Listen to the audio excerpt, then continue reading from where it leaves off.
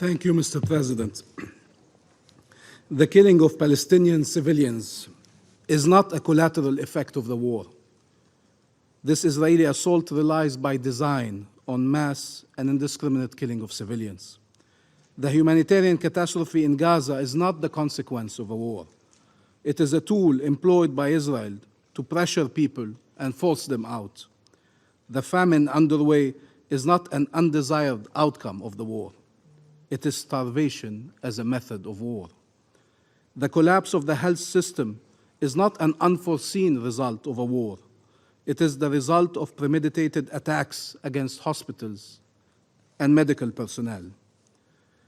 The indiscriminate killing, the mass arrest, filmed humiliation of Palestinians, enforced disappearance and abduction, and summary executions aim at terrorizing the Palestinian people as a whole. This is an assault by atrocities, a full-fledged assault on 2.3 million Palestinians, besieged, bombarded, displaced, starved. For over 80 days now, 2.3 million Palestinians have been fighting for their life. From dawn till dusk, from dusk till dawn. Every single day for 80 days. There is undeniable evidence, multiple confessions of the criminal nature of this assault and of its criminal objectives, the destruction of a people to force their displacement. This is why peoples around the world, states across the globe, moral voices are expressing outrage and calling for an end to the massacres. Mr. President, what do you say on behalf of a people enduring a genocide? On behalf of a people blamed for their own deaths by those killing them, blamed for the oppression they are subjected to by those occupying them. On behalf of a people facing an existential threat, while those responsible for this threat insist it is their survival that is at stake. The killers demand apologies from those criticizing them for their crimes. They demand political, financial, and military support from the allies they humiliate and dismiss. They demand from their victims to be grateful that they have not imposed on them even more death and destruction, and demand from the world, witness of their crimes, to recognize they are the most moral army in the world. Israel considers that the problem are those denouncing the crimes, not those committing them. It openly attempts to bully them, intimidate them, silence them. To try and justify the unjustifiable, Israel invokes a history that condemns them, principles that they breach. They invoke the Holocaust to justify the mass killing of innocent civilians, a shameful use and abuse of the memory of 6 million innocent victims. We honor the memory of the victims of the Holocaust and all victims by upholding international law, not justifying its breach, by saving innocent lives, not justifying indiscriminate killing, by refusing to have different sets of laws applying based on the identity of the perpetrators and the identity of the victims, not by promoting supremacy and discrimination. Mr. President, this Council has called for protection of civilians, for immediate, safe, unhindered, and expanded humanitarian access, for the delivery of humanitarian assistance throughout the Gaza Strip, for respect for the laws of war, and it has rejected forced displacement, all of which require an immediate ceasefire that this Council has been prevented to call for repeatedly. Israel has reacted with disregard and disdain. Why are they getting away with murder at this unprecedented scale? Because they were never held accountable. That is why they confess to their crimes. That is why they steal our lives, our land, our resources, our money, our past, our present, and our future in broad daylight. Mr. President, one day the massacres will stop. But how will we get over it? How will we get over the mass graves, the inability to bury our loved ones, to offer them a dignified burial, seeing them in plastic bags? How will we get over 1,000 Palestinian children amputated without anesthesia? Can you hear their screams? Can you feel their pain? Can you imagine if they were your own children? How can we get over 8,000 Palestinians under the rubble?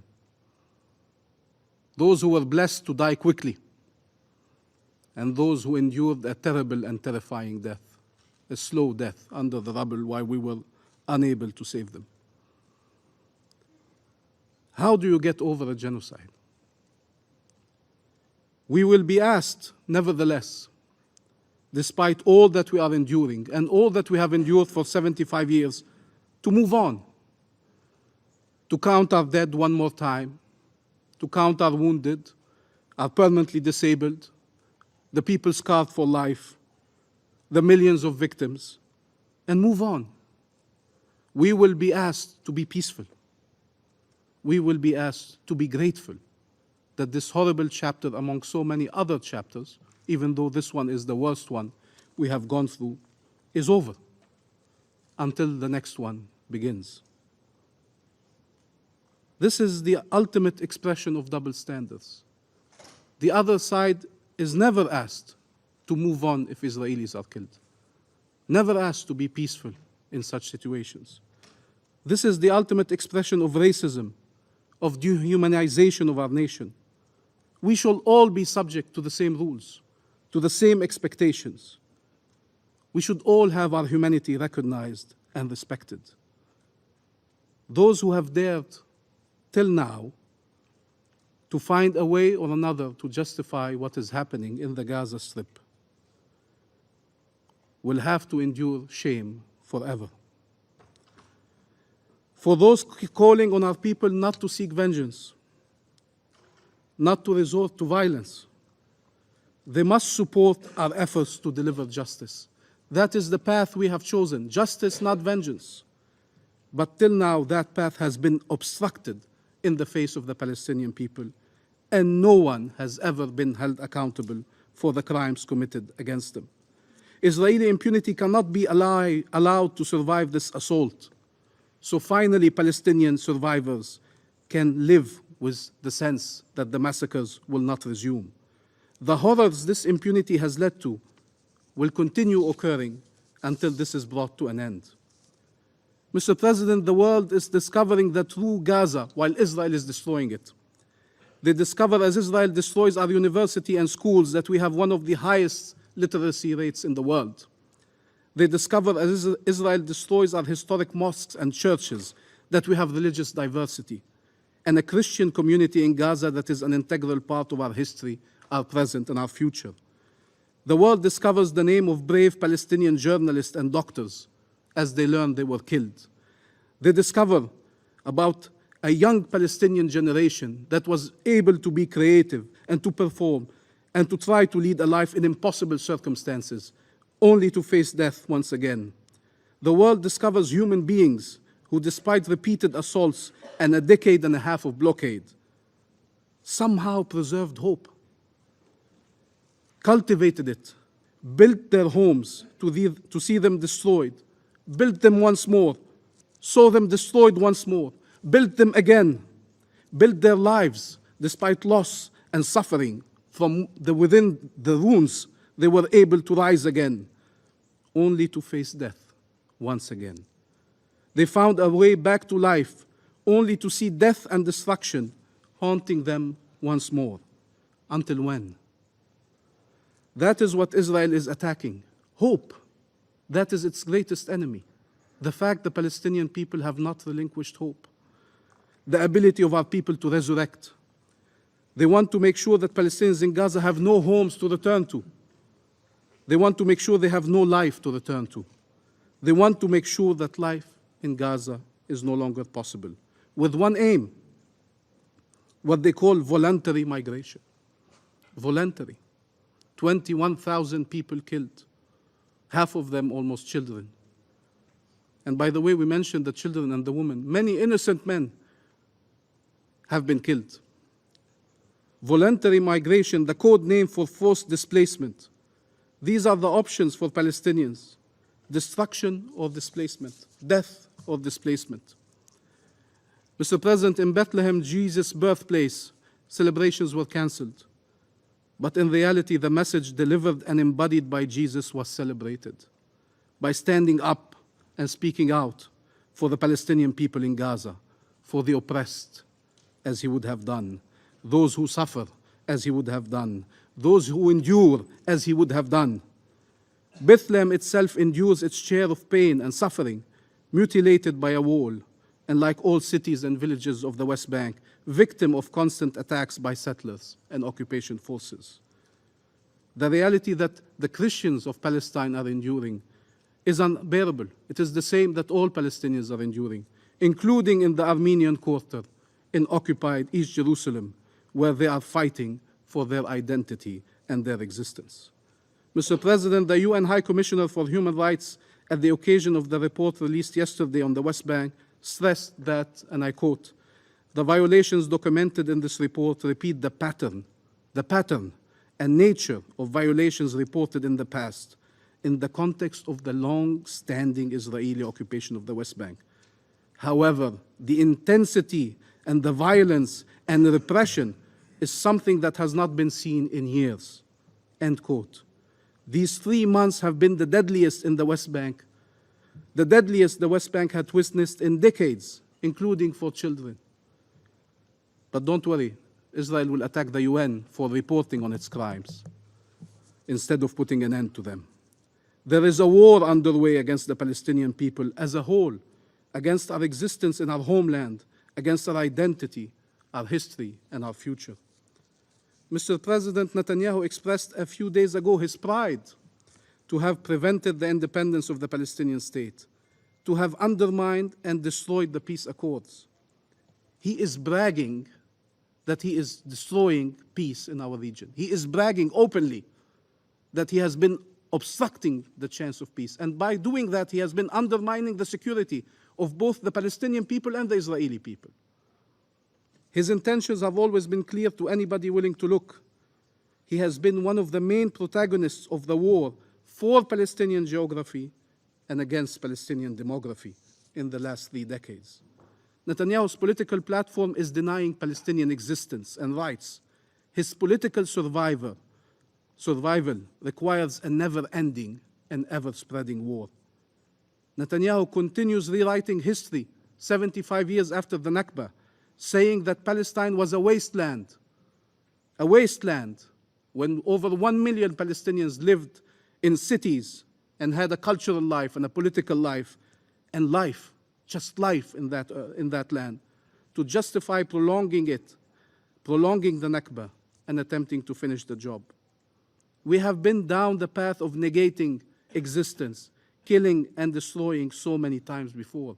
We have been down that path for 75 years. Anybody thinks it's a good idea to continue down that path?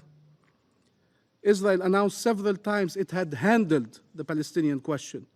Netanyahu himself told the world a few weeks ago, here in the UN, there was nothing to worry about, raising a map that had disappeared Palestine altogether. Does anyone believe the matter was handled? Does anyone believe that more killing, destruction, and denial of rights will put an end to the matter? Recognition of our existence and of our rights and their respect is the only way towards shared peace and security. That is our goal, shared peace and security. Mr. President, how much injustice can a nation take? How much killing? How much humiliation? How much pain? Our suffering is not inevitable. It is man-made, occupation-made. The powerlessness of some world powers is not inevitable. It is self-inflicted. There is an international consensus. There is international law. They were not elaborated against anyone, but for the benefit of all. They need to be implemented. We remain committed to them, but they need to protect our people. We cannot only have obligations and be denied our rights, and the other side claims all rights for themselves and no obligations. That's not how international law works. It needs to be implemented, as we are witnessing before our very eyes what their breach leads to. Mr. President, as we approach the new year, 75 years have come and gone, and there is a nation still deprived of its land and of its most fundamental rights, still occupied, oppressed, and killed. Our people have outlasted the massacres before. They will outlast them once again. But those killed will not be brought back to life. Those scarred will never truly heal. The impact of the Israeli massacres in Gaza will be felt for decades. Of course, for the Palestinian people who bear the wounds on their flesh, but also in our region and across the world. And if hope is not restored and freedom does not prevail, no one can predict the next chapter of this tragedy. But everyone knows it will be worse. As the world welcomes a new year, the massacres in Palestine continue, the injustice continues, the suffering continues. How many Palestinian generations will have to suffer before finally being able to live in freedom and dignity and peace in our ancestral land? We want to stop seeing our Nakba grow and finally be able to see our children grow. Thank you, Mr. President. Agradezco al observador permanente del Estado. I thank the representative of the Observer State of Palestine. I give the floor to Israel. Thank you, Mr. President. Mr. President, I'm honestly shocked to be sitting here today. I'm shocked by the focus of this briefing. I'm shocked by the blatant lies being spread. I'm shocked at the utter dissonance from the reality on the ground. But most of all, I am shocked by this Council's willingness to waste its time focusing on such a marginal, extremist phenomenon, while the entire region is on fire. And the true reason for this raging fire receives complete silence here. Council members, just yesterday morning, rockets were fired from Lebanon at population centers in Haifa and Akko in northern Israel. 2 days ago, rockets were fired at the northern Israeli city of Kiryat Shmona. And 3 days ago, Hizbullah fired guided anti-tank missiles at St. Mary's Church in the Western Galilee, injuring 11 people. Yet, these brazen attacks on civilians, towns, cities, and holy sites do not warrant an urgent briefing here in this Council. Do these attacks sound like a mere spillover? Is this violence occurring magically on its own? Is it not clear that genocidal terrorists are seeking to murder Israeli citizens every single day? Every single day.